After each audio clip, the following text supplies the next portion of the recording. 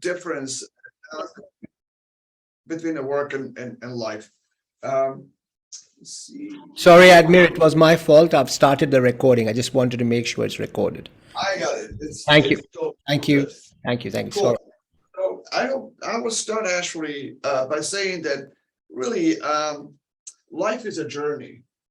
You go from one place at some point in time and you end up somewhere else. And it's really great if you're able actually to control that path. I took this picture in Queens in New York. It's a picture of a train. It's subway that is moving in one direction. But when I think about life, life is always a train and gets you different places. And again, ideally, you would know where those places are. You can plan them. You can plan that trip.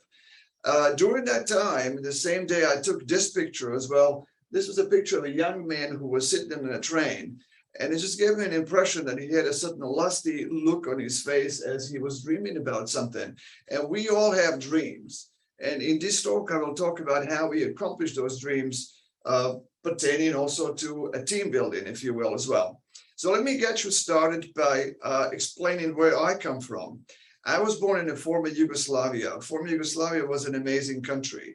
It was a communist country until its breakup in the mid 1980s or so. And if you don't know where former Yugoslavia really was, this map kind of explains it. So this is the heart of former Yugoslavia, but you only need about 30 minutes to get by flight to Vienna. You need about 45 minutes to Munich. If you live on the east side to get to Thessaloniki or Greece, it takes another 45 minutes. So it is really in the heart of Europe, if you will.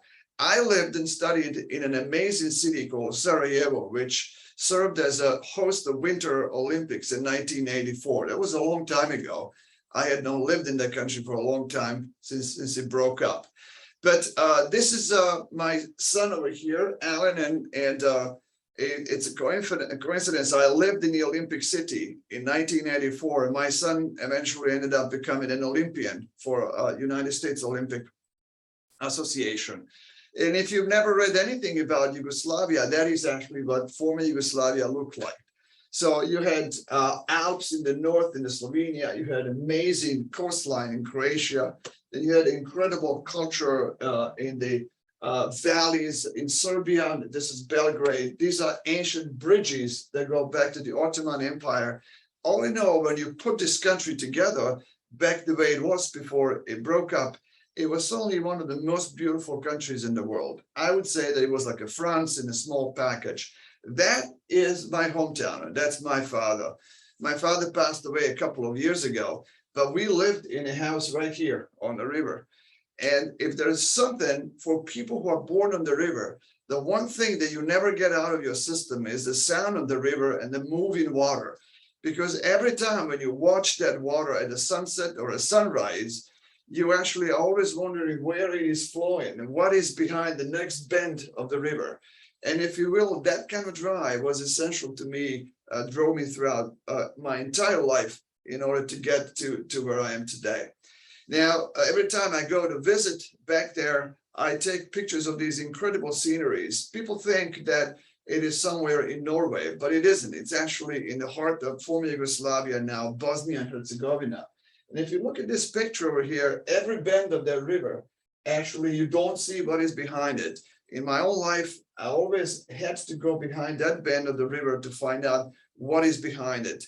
And the truth of the matter is, as soon as you get behind it, you have another bend of the river where you need to explore again. So life, it really is a journey. It never stops. At some point in time, I was 28 years old. I worked in an emergency department in the former Yugoslavia in a small town. And my life was filled like this board over here. In other words, everything was written up. I had relationships, I had established career, I had colleagues and friends. It was a great country to live in. I traveled all over the place, but my life became a little bit really filled just like this board. And in 1989, I left communist Yugoslavia in the pursuit of an American dream. And everybody knows approximately what an American dream means. It's a very elusive term, but really what it means is you're pursuing a certain dreams that you may not be able to accomplish anywhere else, supposedly, but in the United States, in the Wild West, where you every day fight for your own rights. And there you have it. I had an uncharted board now. There was a blank board, and I could write my life anywhere I wanted to, in a new world, in a new life, in a new country, in a new language, with new colleagues, and on and on. So my path to American Dream started in 1989, and these are the views of the place where I lived. At the time, I was like an eagle alien. If you know this song by the band Police or Sting, it says, I'm an eagle alien, and an alien in New York. And I had no family. I had no job at the time when I left. I had no advisors or mentors. I had no one in New York to back me up. It was in 1989, but I was hungry for success. And that hunger for success is something that is essential in anything you want to do. And there was only one-way road for me. There was no way back. Now, what is really cool about the United States, and that when people refer to American Dream, is that nobody is an immigrant in America. Even if you came with a heavy accent or didn't even know the English or anything like that, people wouldn't really see you as an immigrant. They would actually see you as an American who is from somewhere else. And as the first generation American, I'm actually more of an American than most Americans, because I lived and accomplished the American dream. So in this talk, I will talk about some of the elements of that particular dream. So that's a teaching hospital of Columbia University. That's St. Luke's Roswell Hospital. I love these institutions. St. Luke's Roswell Hospital was an amazing institution where a lot of medical innovations occurred, including the first axillary brachial plexus block by Hasselt, if you will. And the first bypass machine was introduced there. The McBurney's point for appendicitis was invented there. The world famous hand center was invented actually in Roswell Hospital. But in this hospital over here, we took care of a lot of very sick patients. It was a family. This hospital over here, downtown or midtown, if you will, took care of the affluent New Yorkers, as opposed to here. I worked in both of these hospitals, but I really loved being in St. Luke's, I have to tell you. That is St. Luke's right here. And what you see over here is my office, right across this street over here, which is Amsterdam Avenue. My son went to Columbia University, and it was really a very, very special time. So I did internal medicine in residency at Columbia University. I finished anesthesiology residency at St. Luke's Roosevelt, also Columbia affiliate. Then I did cardiac anesthesia fellowship. I did regional anesthesia research. I was a professor at Columbia University for about 10 years or so. And I founded NYSORA, which is the New York School of Regional Anesthesia. And during this course, this life in American Dream accomplishment, I did a lot of different things. I established research teams in the United States as well as in Europe. I established educational centers of excellence teams. I ran and sold intellectual property businesses. I led NYSORA's educational business team. I lead a Big Apple Blues band in New York, and I have a brewery. And I think I have a lot of experience to share, which I will unload to you in this talk.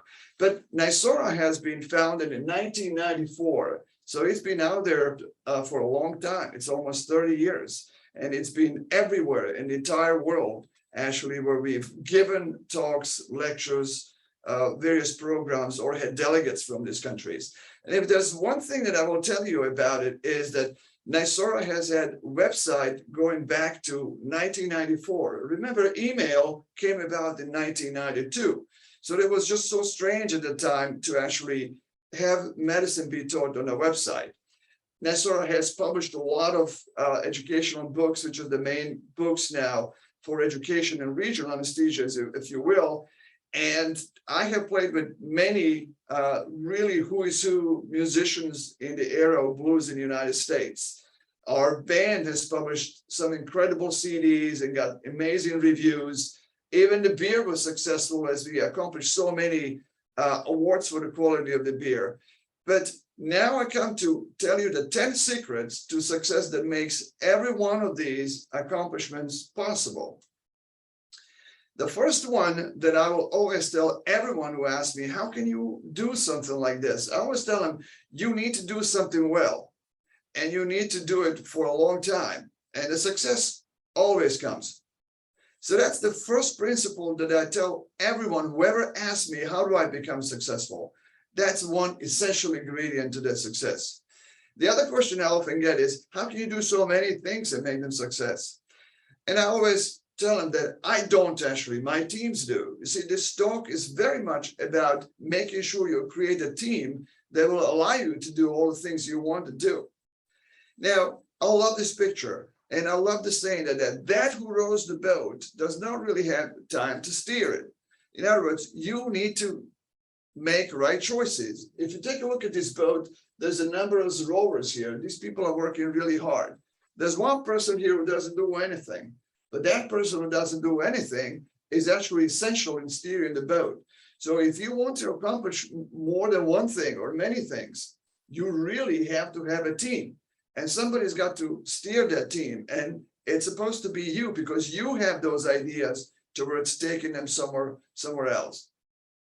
So another question I get is, where do you get the time to work on all your projects? And my answer is, a day has only 24 hours or 25 if you wake up an hour earlier, meaning really nothing comes out of no work. And I don't want to sound like an oldie, because today there's a lot of talk about striking the balance between the life and the work. But the truth really is, without work, nothing really happens. And the idea is, at least my concept of how you strike the balance and you want to accomplish so many things, is you need to consider your work as a part of your life. Most people dream about getting off work and living their lives. But if you think about it, your life has only 3 parts to it.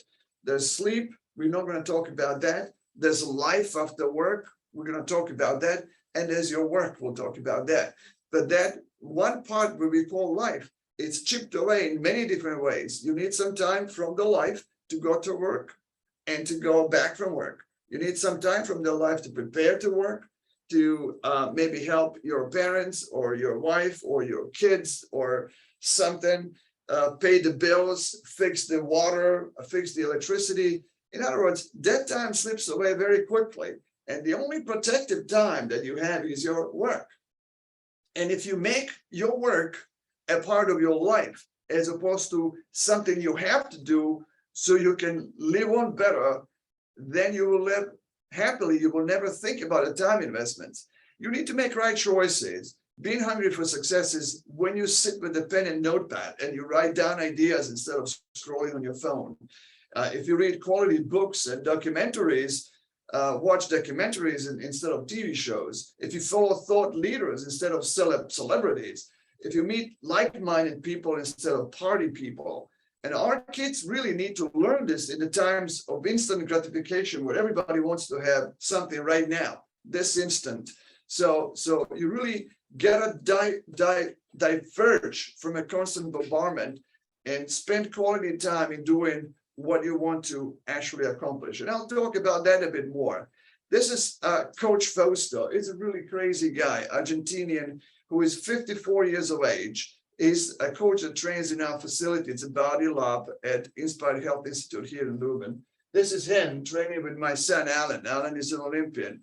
And this is me at 60. In order for you to accomplish things like this, it is dedication.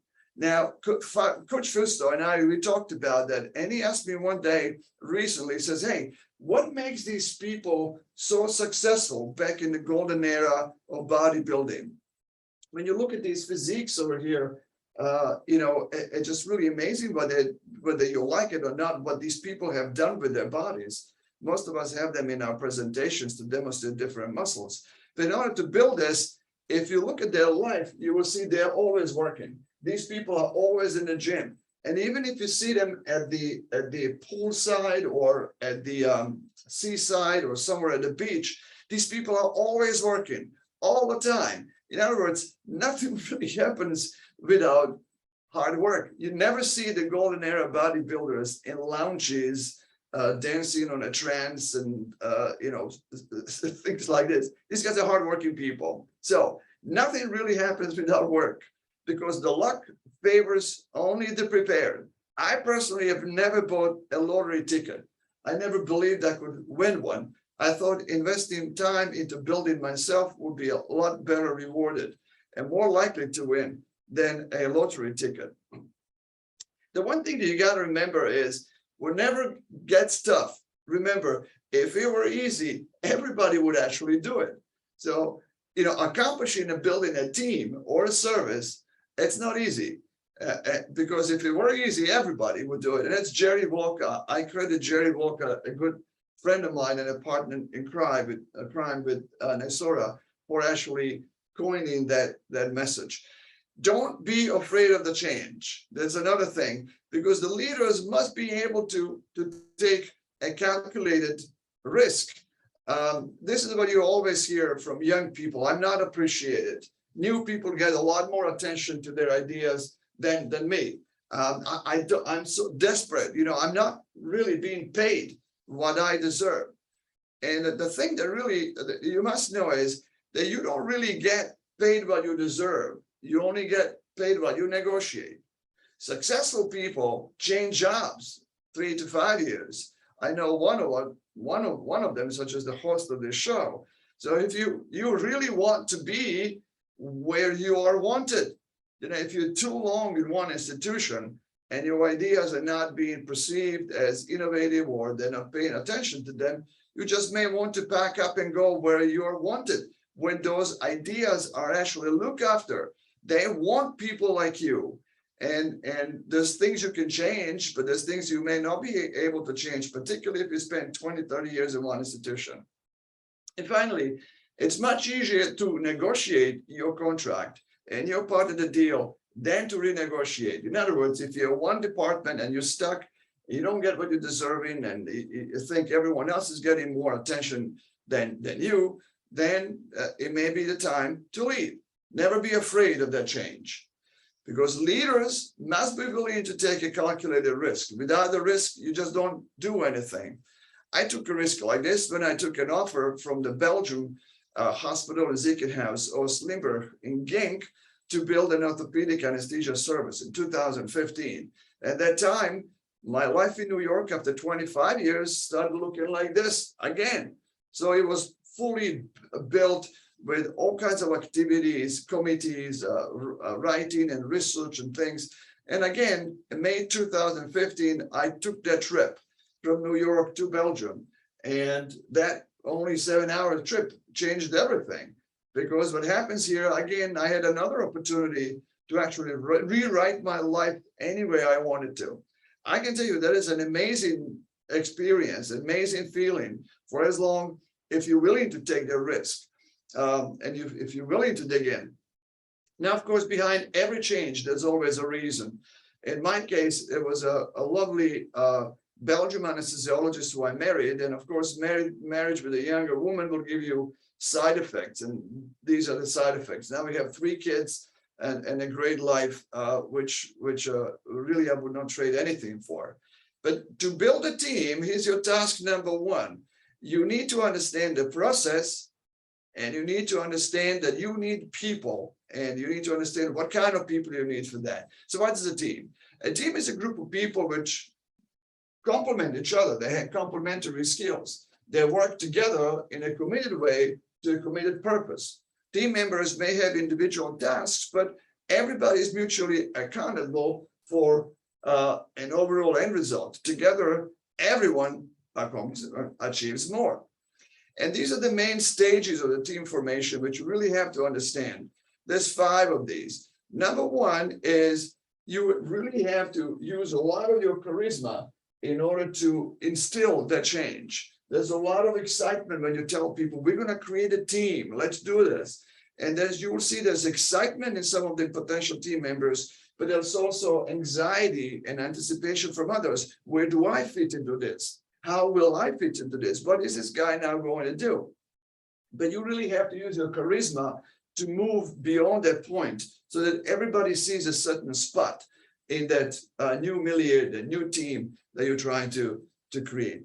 And eventually, once you move forward, then there's reality that sets in. And there's some members of the team that are deeply frustrated because they can't do things that they used to do before. And all of a sudden, there's frustration, there's a dissatisfaction.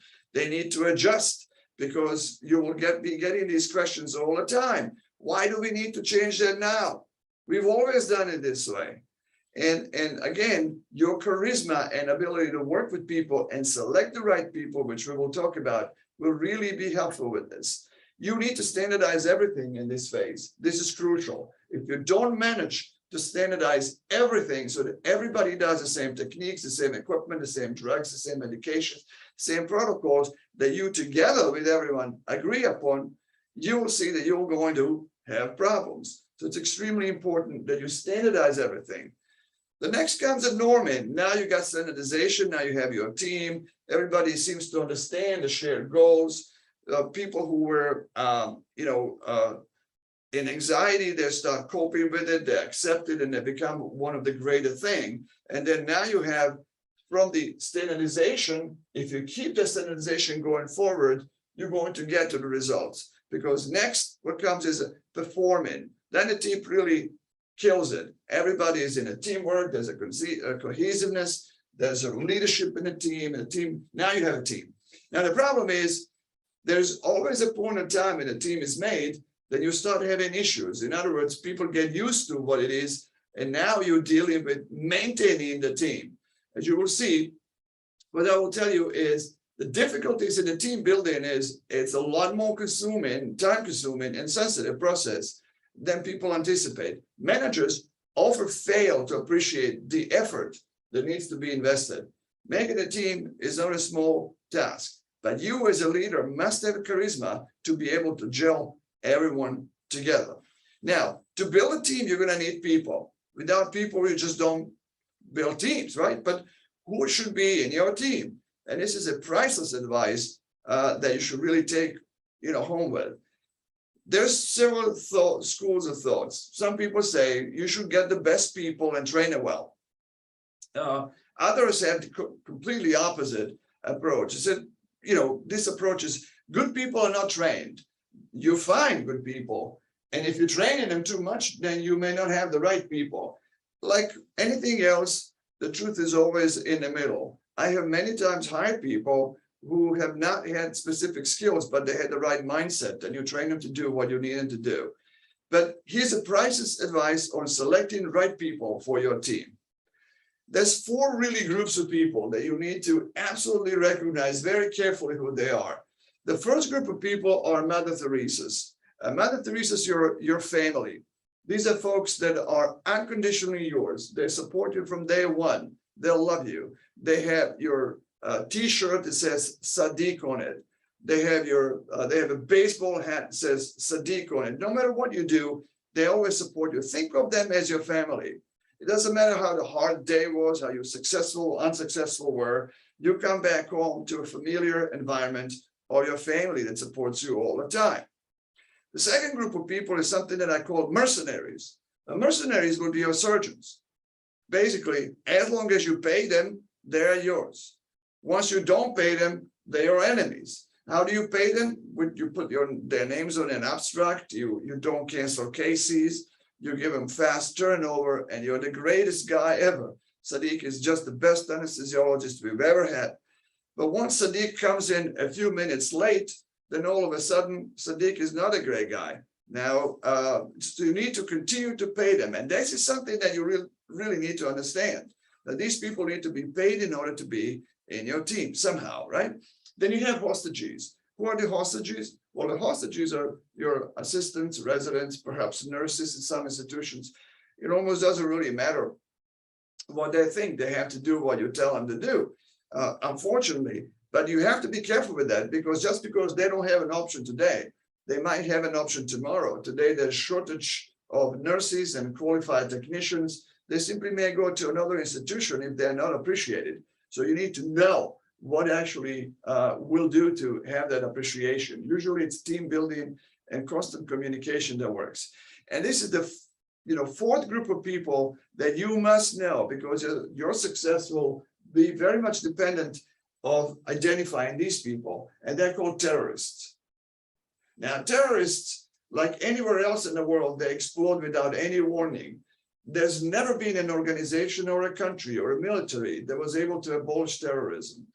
And just like in your team, it's the same situation. These are people that it doesn't matter how much you talk to them, you're trying to inspire them, educate them, win them in your team. They always have something against it.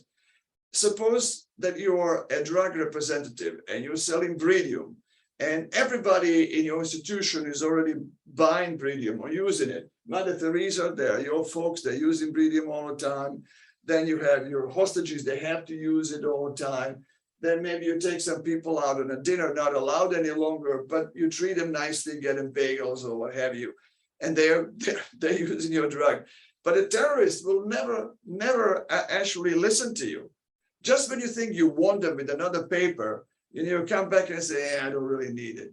And so what is really very important to recognize in building teams is that you identify terrorists and you eliminate them from the team. If you don't manage to do that, you will not be able to build a team. As an example, some of the terrorists in one of the institutions where I built a team was a cardiac guy.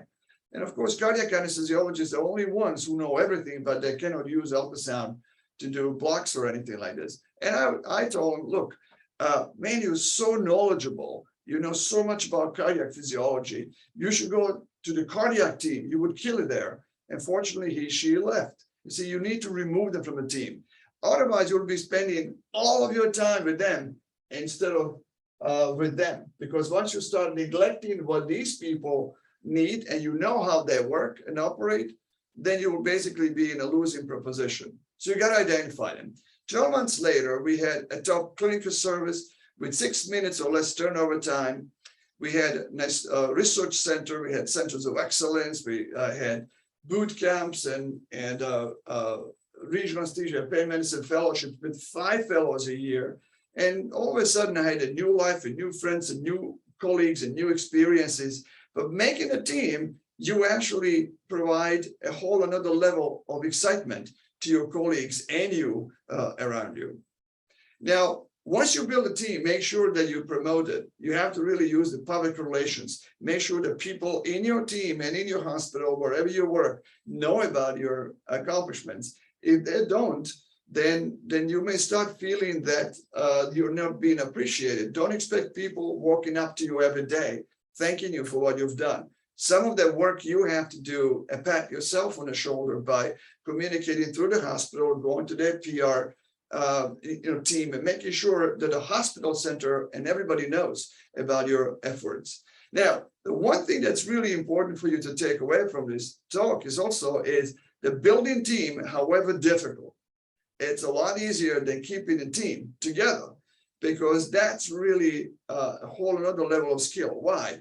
Because as soon as you select the people, correct people for your team, as you keep going, in your accomplishment towards establishing the team, what you will notice is that the people in the groups where you recognize them start shifting places. In other words, some people that may have been mercenaries, all of a sudden they become terrorists. You need to recognize when that happens. Or the Mother Teresa's from your families may cross over to the hostages and they're not your family or support any longer. Or some people in your family might need to be paid up somehow in order to stay in your team. All that is okay, but you need to know which group they belong now and how they change so you can properly interact with them. You also, in a team, have to be in the rhythm section. You have to be a team player, not a soloist. And it's really extremely important because I tell my surgeons, look, I play in a blues band. In a blues band, I play bass. And as a bass player, my role is actually to provide the rhythm section for the soloists so they can solo as much as they want to. In this role, I played with some very notable people, including Hugh Poole, who is the New York Rock and Blues Hall of Famer.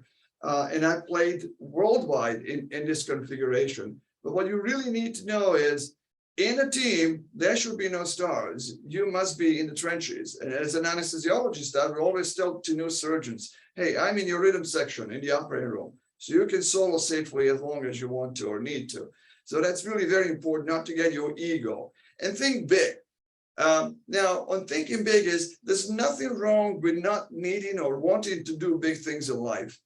You don't have to do huge things in life. But for those that do want them, don't eat or munch on the little things while you're letting your big dreams shift away. If you think small, you will remain small. You must be hungry to succeed, and you must really want something so bad that there's no chance that you will not make it happen. And if you truly, really want to be the best we can be, to do great things, we gotta really have that hunger, push you closer to your ultimate deal or a goal, as opposed to munching on the small things that come along. I strongly recommend everyone who is on this webinar to watch this particular movie. It's called The Founder. It's Michael Keaton on, the birth of McDonald's. It is an amazing movie that I watched at least 5 times. It's better than a year in a business school, but it talks about persistence, needing to be persistent and to work hard towards what you want. Now, don't wait for the express train. This is a message number 10 that I give to everyone that I mentor. Don't wait for the express train. In other words, it's extremely important to take small steps all the time, because if you wait for the Eurostar or a fast train, it may be full, it may be canceled, you may be waiting for it for too long. But if you make small steps every day towards your goals will come through. So again, life is a journey, but you must be on that train, and you must know where the train is headed in order to get there. So even if the train is moving very slowly, for as long as you're making those steps, one stop after another, station after another, it'll get you where you want to be. So in summary, to build a service, you need a vision, commitment, and charisma. The rhythm section is more important than solos. Select team members wisely and reassess them often to see where they sit on that definition of the personnel. Standardize everything. Encourage team effort and eliminate terrorists. Every time when you have somebody in a team who wants to be special and do something special, and you hear this, they say, but the team does it this way, but I really like to do it that way. That's a terrorist. You need to be able to deal with the terrorist right now. Somehow you need to move him back into the team or move him out of the team, because the team is going to go through the erosion if you don't eliminate them. Everybody's important, but nobody's irreplaceable. This is a mistake. We all think that we do great things, and once we're gone, all is going to go to hell because we are irreplaceable. Because we invest so much time in what we do, what we think, we're so good that we're not replaceable. Everybody is replaceable. If you leave in a dispute with your current institution, don't worry, that hospital will not close its doors. There'll be other people that will take your place. Success takes time and practice. And remember, if it were easy, everybody would do it. And that was my talk on what do you need to do to create a team and how to be successful. And I'd be happy to if there's email correspondence and such, to actually engage into that. I know that we don't have time for questions and answers. Is that correct, Sadiq? We will take questions and answer at the end, actually, Admir. We'll do Okay. I will take Okay, very good. Q&A. So my next talk would be on the future of learning, but that will be a rather short one. So I will not really spend that much time on this one, but we will go through some really, I think, interesting stuff, and at least some food for thought.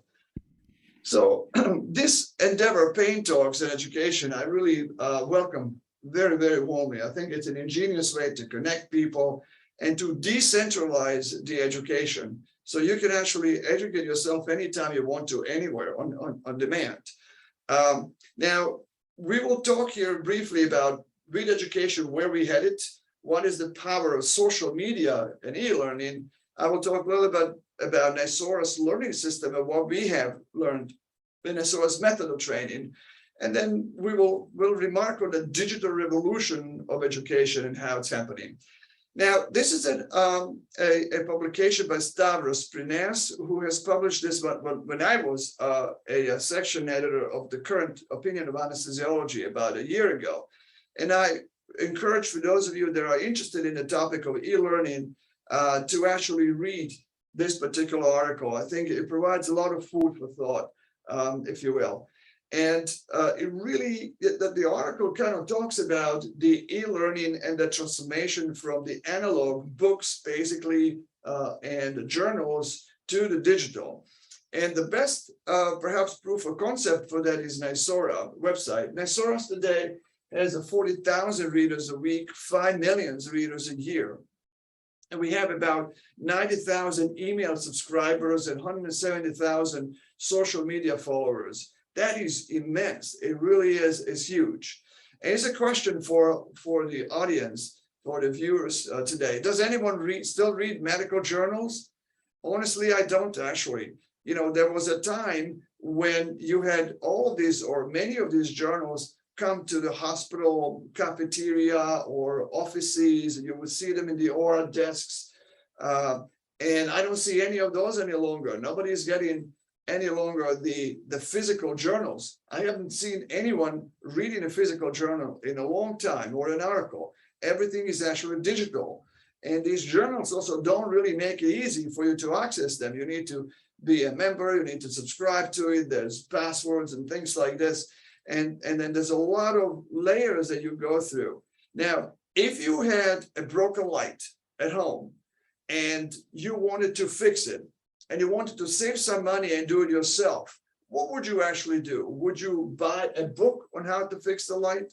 Would you search the information on the website? Or would you watch a video on a YouTube? And I asked this question long ago at the European Society of Regional Anesthesia meetings, and most everybody said that they would watch the YouTube videos. And if you look at that, that's really true, because if you look at the YouTube success of Nisora currently has 83,000 subscribers. That is immense viewership. It gets about 3 million to 4 million views actually a year. If you think about it, if you take all the readership of any journal in anesthesiology, when you sum it all together, all of these journals together, they wouldn't have even a fraction of the readership that our channel alone gets. So that is the power. That's where the future of the learning really is. Books. As an author of medical textbooks, and I published 3 textbooks and 3 editions of textbooks, I can tell you, an author like myself, I'm deeply frustrated by the system. Why? Well, first, because by the time your book hits the press, it's already obsolete. In other words, it takes you 2-3 years to compose a book, to write it, and then it goes to a publisher. And by the time it hits the press and you get it in your hands, even in the e-format, it's already 2 or 3 years behind the current knowledge. However, if you have platforms, on a platform, you can change any information you want to any time, because the platform is in your management. It's not in a publisher's management. Now, back in the day, when you published the book, your publisher would then print postcards and send information to promote your book. They would have an email campaign or what have you. Today, the publishers don't do any of it.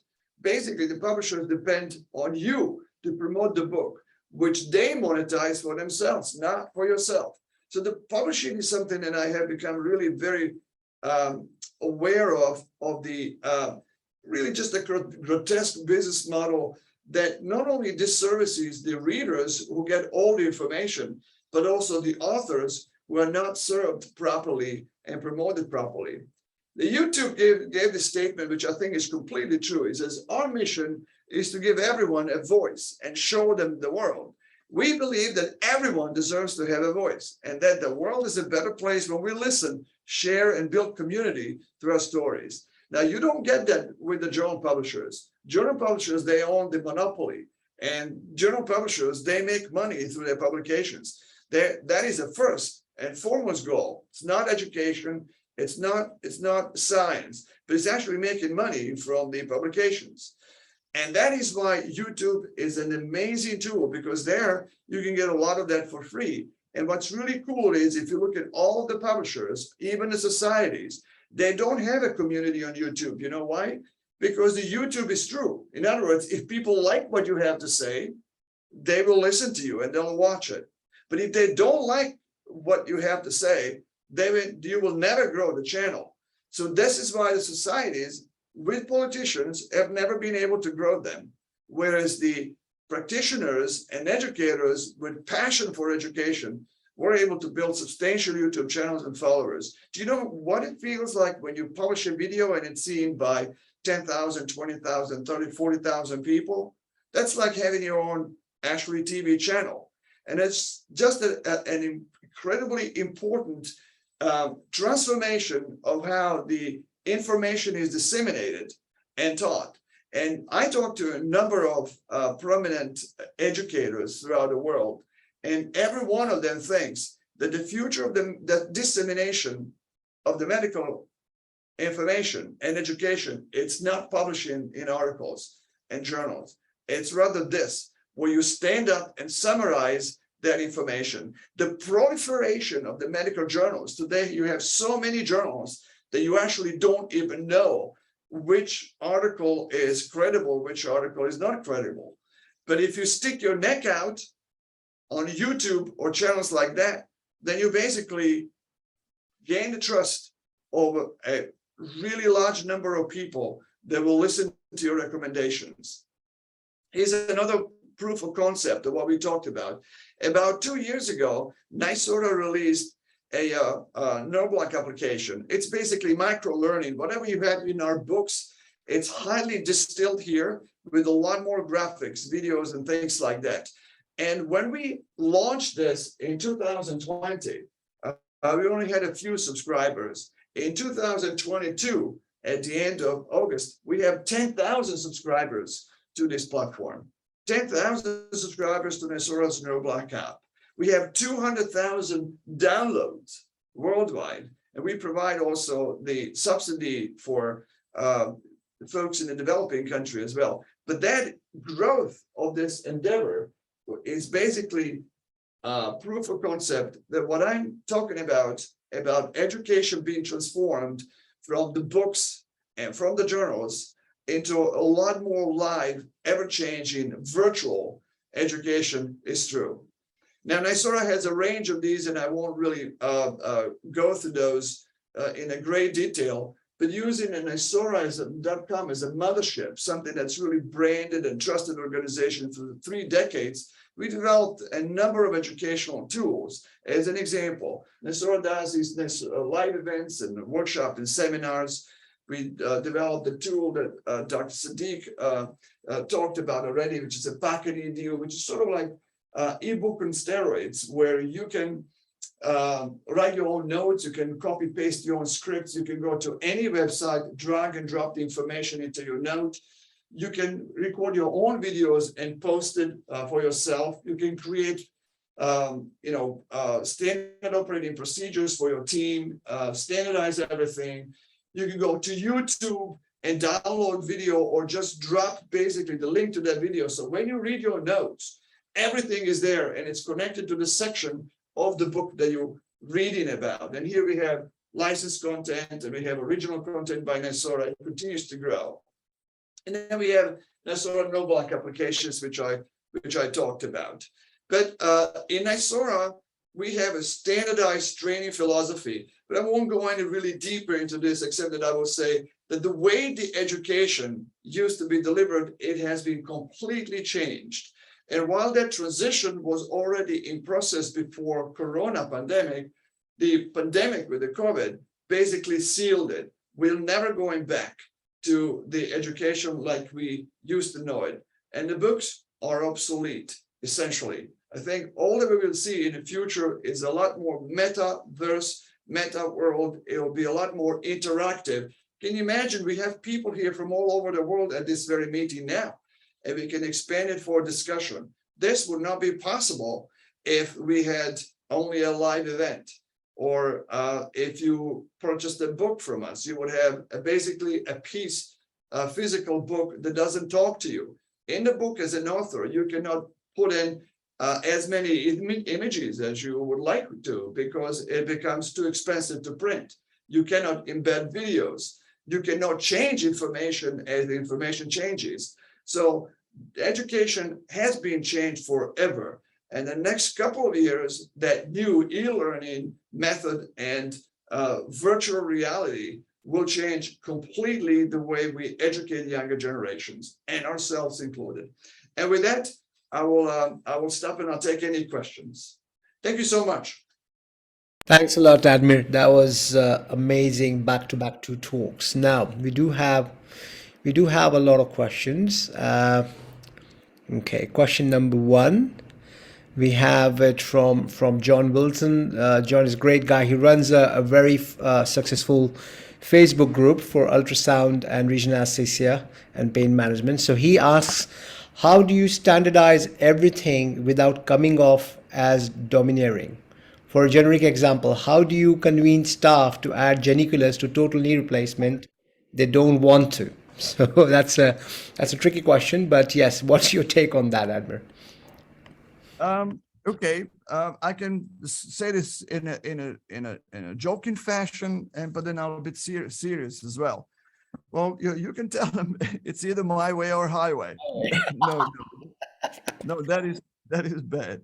I think in my talk, I think it was very important that you realize that I mentioned one specific condition, and I said that you should go only to those places that actually want you. So when you make an interview, when you want to change everything, or if you're considering doing it in your own institution, you should have a meeting to see how much people are committed to actually making that change. And in that discussion, you will actually know whether you as a leader, as a person, have enough trust and confidence, by the team and enough charisma to carry that on to the next stage, which would be, standardization. In places where I standardize and when I build teams, the latest one being in Belgium, is, the first thing that I noticed is that everybody in the team had binders. Every doctor had their own binders. So the nurse would basically say, Dr. Hadzic is today. So we're going to take Dr. Hadzic binder, and he doesn't like this needle. He doesn't like that needle. He likes to use this ultrasound, or he's going to need 30 milliliters. He doesn't like that local anesthetic. And then next day would be Sadiq, and they would put Hadzic's binder back, and they would take Sadiq's binder. Look, if you have these menus, this medical practice is not a Michelin star restaurant. It's basically standardization has to take the importance over everything. And you have to be able to recognize these four groups of people and select as many Mother Teresa's, mercenaries, and your hostages as possible, and eliminate these very terrorists, because terrorists, if you have too many of them in a group, you will not be able to build a team. So I'm not saying in a short that it is possible to build team everywhere, but it has to be in you. You have to have that capability, negotiating capability to get everyone on the table so that everybody achieves more. Now, the next question we have, Admir, is probably a open-ended question, or we might be here for a long time. It says, how did you start Nisora, Admir? What made you kickstart Nisora? How did the idea came about? And I think that's what probably the person wants to know. So it's actually a question from Juan Carlos saying, how did you start Nisora? Yeah, Juan Carlos, certain things in your life happen by just a stroke of luck. And I said the luck always favors the prepared. At the time when I was a resident in anesthesiology in New York, I was interested in research and cardiac anesthesia, not really in regional, but I happened to meet an exceptional individual by the name Jerry Vloka, who was already doing some research in regional anesthesia, and he won me over. And he said, look, there's just so much in this field that you can do. It's a lot less crowded field than cardiac anesthesia. You can see people are describing techniques today, watching the anatomy atlases, and you would hear people say, look, you basically take your needle, it looks like you put it next to the artery, and that's your block of the femoral nerve or whatever. That's how the books used to be written. And he said, why don't we take this completely in our hands and go dissect cadavers and test these actually blocks as described in cadaveric population, if you will, and see if that actually transpires into truth. And all of the regional anesthesia textbooks and atlases at that time were really make-believe. They were really not accurate at all. And we got together to work on the training system and improve techniques. And little by little, we actually wanted to get our department to buy into the mission with us to become a center in regional anesthesia. But at that time, in 1994 or 1995, people said, well, you're stupid if you want people to read on internet anything about medicine. Fast forward that today, 30 years, and it's like, you cannot believe that people would say something like this. So never underestimate the changes that are coming up your way. And at that time, we decided to put together NYSORA, and just as much as I'm responsible of keeping this thing going and growing it, with a team of 15 full-time people. Here we have video makers, video editors, we have designers, we have illustrators, medical writers, and business management. It's an incredible endeavor that feels like a family, but I believe that we've done some great things worldwide, and I'm certainly very proud of what we have accomplished. So in my case, I met an exceptional individual who enticed me actually to work on this, and it's been a labor and endeavor. And one more time, in order to be successful, you need to do something well for a long time. And the reason why I took NYSORA as an example, because it is a perfect example of that philosophy. That's true. I think, as you said, nobody's lucky. Is I heard somewhere it says you are not lucky. It's luck is when the opportunity meets preparedness, and I think the persistence is something that you mentioned about. Yes. Now, we have one more question here, Admir, on from Amar saying that any NYSORA project on virtual reality. Are you kind of working on that in terms of, given that you've already mentioned about metaverse and meta platform and the way the e-learning has transcribed from books to ebooks to apps to now going onto YouTube channels and the online meetings. Are you running any projects, or do you have any projects in the pipeline to kind of include VR as a part of regional anesthesia kind of teaching and online platform? We actually do. And one of the projects that we did back in the day was actually 3D anatomy, something that we use very successfully in our courses, where people wear their 3D glasses. And then with this technology, you're able to deep dive into the anatomy and dissect the layers and understand why we do what we do. We have a lot of work on the IT happening to actually implement some aspects of that into what we call e-workshops that are coming up. I believe that the e-workshops will become available before the end of the year, where you can really deep dive into the block principles and administration of the analgesic techniques without needing to attend meetings in person. I think I've actually certainly attended. Everything has value, right? One doesn't exclude the other. As an example, if I so do I have like 1 minute to answer this question? Take as much time as you want, no problem. Share the screen over here, which may make it a little easier to do. There we go. So I'm sharing the screen over here. Here you can see these are the NYSORA's 5 stages of learning. Is this a correct screen? Yes. Yes, I can see the. Yes. Very good. So the first is actually you have to learn, in order to learn how to use ultrasound, you need to actually learn how to operate ultrasound machine. And that the best way to do that is simulation on the machine. You take a machine and work with it. It's like you are trying to learn how to drive a car. In order to drive the car, you need to know where the controls are, the brakes, the steering wheel, the gas pedal, and things like this. Without it, you can't. And then you need hand-eye coordination. For hand-eye coordination, in a car example, is like if you know how to drive, how the car functions, but you don't know how to keep it on the road, and you don't know how to park it, you cannot go actually anywhere. These two are accomplished by simulation. So virtual reality will not help you that much as of yet, but this may change because we may be able to simulate both how the machine works and how certain probe maneuvers affect the image quality. That's coming up. There's a lot of work on that, not as of yet. Now, if you want to learn how to drive a car, you need to know the anatomy, because this is like knowing the roads. Even though you know how the car functions and you have a hand-eye coordination, you can keep it on the road. Unless you know where you're going, you're not going to get anywhere.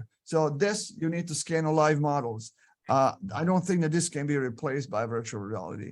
And finally, you have the number 4, principles of practice. You know how the car works. You can keep it on the road. You know where the roads go, but you need to know when to drive, when not to drive, and why to drive. And that is a completely virtual today. I don't think you need to attend courses for this. And finally, to become a good driver, you just need to drive. So work on patience. And that's really, these are the 5 principles. And as I said, these principles here can be replaced by virtual reality, and they will. This one over here, you're going to need to scan actually in live models yourself, your colleagues, patients. It's kind of difficult to do workshops, anatomy workshop. It's difficult to do without. These other ones, the principle of regional anesthesia and pain medicine, again, it's all virtual. And I would just, stop it here on this question. Admir, I've been kind of, I've used the 3D goggles to look at the anatomy pro sections that we ran at the Nisora Dubai workshop, and I think it's really fascinating. The good thing is you don't have to be in the presence of a smelly cadaver because, it's good to see all the pro sections layer by layer, and I think it makes a lot of sense, especially when when you put that in the perspective of applied anatomy in regional anesthesia. So I think you've already done a great job there, and it's amazing to see the 3D glasses working so well in learning the anatomy side of things. Right, we will take one last question, Admir, and then we will close. So the question is, how do you stand out on YouTube? How do you make it successful? Yes. Okay, I've gotten actually to learn that YouTube is true. In other words, if people like what you have to say, you will grow your audience. If people do not like what you have to say, you do not engage them. You do not talk about stuff that's relevant to them or value to them. You will never actually grow your audience. So YouTube is a true organic barometer of your sort of like educational net worth, if you will. Mm-hmm. If people don't like what you've got to say, it doesn't matter what you got, what you do, you will never make it grow. As opposed to Facebook and all of the other social medias, you can actually promote them. You can promote Facebook, your posts and things, and you can. There's a tactic or strategy to it. You pay, and they are more often seen than people who do not pay for their or boosting their posts. But with YouTube, there's really not much you can do, or it's prohibitively expensive. So the only way to grow it is actually to step out, stick your neck out, and do your best being who you are. And hopefully people will like what you've got to say. In our case, we've grown this channel in a year and a half to almost 100,000 people, and it continues to grow. And moving on forward, the question is always, how do you strike a balance between what's really important to people in terms of sharing the procedures as opposed to sharing tips and tricks from or wisdom from the practice. And that's the balance that we're working on striking right now. And you're likely to see talks like this that actually are geared to inspire people to do some great things, because mentoring is scarce. And even where available, mentoring is just not always successful. There may be elements of lack of experience, but I think that's something that we are uniquely qualified for. And I really look forward to starting to launch some of these discussions on YouTube channel. Sure. Thank you so much, Admir. That's been a great evening, I would say, from my side, learning the rules of success, rules of building the team, and also the future of e-learning with a lot of scope of virtual reality, metaverse, all in the pipeline. And I think it's great to have you on the Pain Talks today. Thank you so much for your time, and I think we will see you face to face, guys, in Dubai. Admir will be there in Dubai for the NYSORA workshop. And also there are workshops in the US. So go on www.nysora.com and you will get all the information about these workshops. And also do visit the apps, the Nerve Block app. There is a free trial and you can check that out. There is an ultrasound app, and my friend Stan Lam has worked hard on the MSK app. So, there is a really good protocol that is devised how to scan the knees. So do check that out. There's a plenty of content available, and which is a very quality content. So thanks everyone for tuning in, and we will see you again next week, Sunday. We have a great webinar on the neuromodulation, and then a week after we have another great webinar on the future and the history of neuromodulation by Georgios Matis from Germany. So thanks everyone. Thank you, Admir, and have a great rest of the day. Thank you for your time. Really appreciate it. Thanks a lot. Bye now. Bye-bye. Bye.